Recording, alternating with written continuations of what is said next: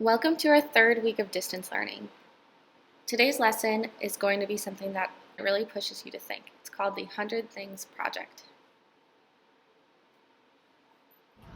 We are going to be creating a piece of artwork using 100 things. Now, if that sounds a little overwhelming, that's okay. You can drop that number down to 50. But I want you to push yourself to think creatively about materials.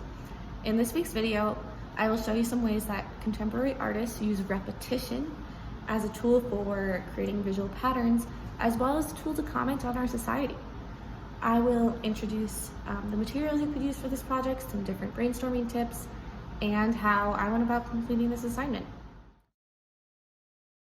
We're going to be looking at artwork done by 3 artists. This first piece is done by Doris Salcedo. She installed 1,550 chairs in a neighborhood in Istanbul to comment on migration and displacement of people.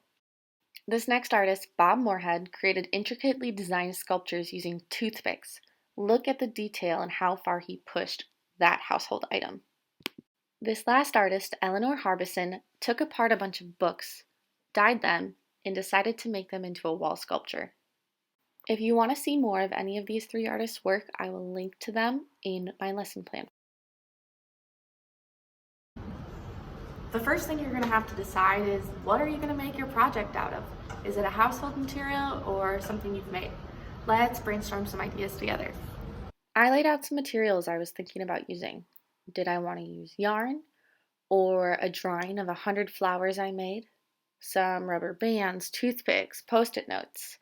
What about Dixie cups? I also found some cardboard and cut it into 100 squares.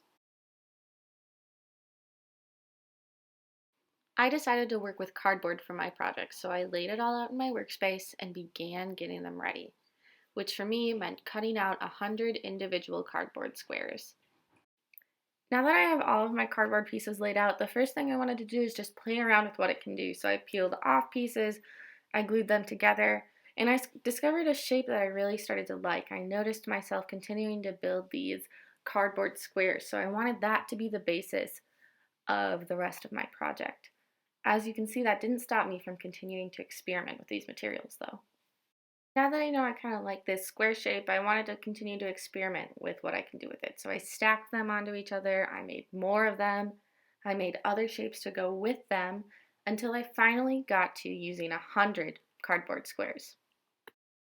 I decided to arrange my cardboard squares in a way that I thought looked visually pleasing and put them in front of the 100 flowers that I drew earlier for documentation and setup. All right, everyone, that's the lesson for today.